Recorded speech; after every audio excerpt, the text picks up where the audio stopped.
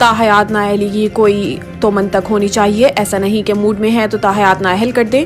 Supreme court में article 62(1)(f) की तहत नाअहली मुद्दत केस की समाअत हुई। दरखास्त गुजार के वकील ने दलाइल दिए कि अदालतें डिक्लेरेशन देने का इख्तियार रखती हैं।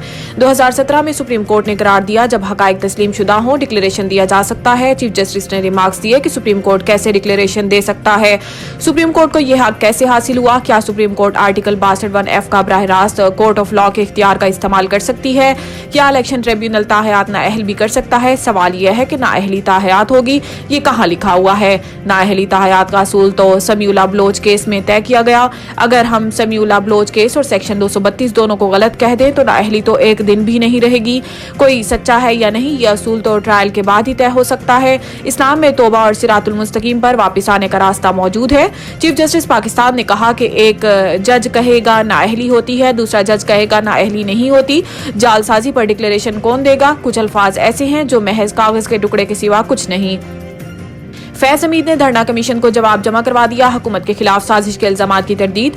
जराये के मुताबिक साबिक DGISI फैज हमीद ने कमीशन की तरफ से दिए गए सवालों के जवाब दिए। जराये का बताना है कि फैज हमीद ने जवाब में कहा है कि 2017 में होने वाले धरने में इस वक्त की हुकूमत की हदायत पर तहरीक लब्बैक पाकिस्तान के साथ मुज़ाकरात किए थे। जराये के मुताबिक फैज हमीद ने अपने जवाब में बताया कि 2017 में इस वक्त वजीर आजम शाहिद खाकान अब्बासी और वजीर दाखिला एहसन इकबाल की सरबराही में काबीना का एक इजलास हुआ जिसमें इंटेलिजेंस के सरबराह नवीद मुख्तार और मिलिट्री क़यादत भी शरीक थी। इन तमाम अफराद की मुश्तरका हदायत पर TLP से मुज़ाकरात किए थे।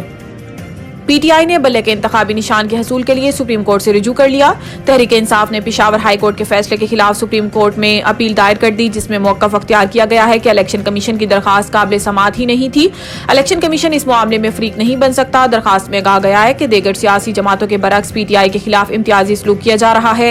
इलेक्शन कमीशन ने बल्ले का इंतखाबी निशान वापस लेते हुए वक्त शवाहिद को मद्देनजर नहीं रखा, जबकि पेशावर हाई कोर्ट के जज ने कानून की गलत तशरीह की जिसके बाइस नाइंसाफी हुई। PTI की दरखास्त में कहा गया है कि 26 दिसंबर 2023 को आर्जी रिलीफ दिया गया था। आर्जी रिलीफ से कबल फ्री कैन को नोटिस दिया जाना जरूरी नहीं।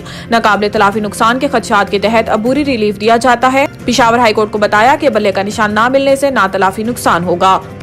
NA-15 नवाज शरीफ के कागजात मंजूरी के खिलाफ आजम सवाती की अपील समाअत के लिए मंजूर। PTI रहनुमा आजम सवाती ने मुस्लिम लीग नून के कायद नवाज शरीफ के एबटाबाद में कौमी असम्बली के हल्के NA-15 से कागजात नामजदगी के मंजूरी के खिलाफ अपील दायर की थी जिसे समाअत के लिए मंजूर कर लिया गया है। अदालत ने आजम सवाती की अपील पर नवाज शरीफ को कल के लिए नोटिस जारी कर दिया और इलेक्शन ट्रिब्यूनल के सरबराह जस्टिस कामरान हयात अपील पर समाअत करेंगे।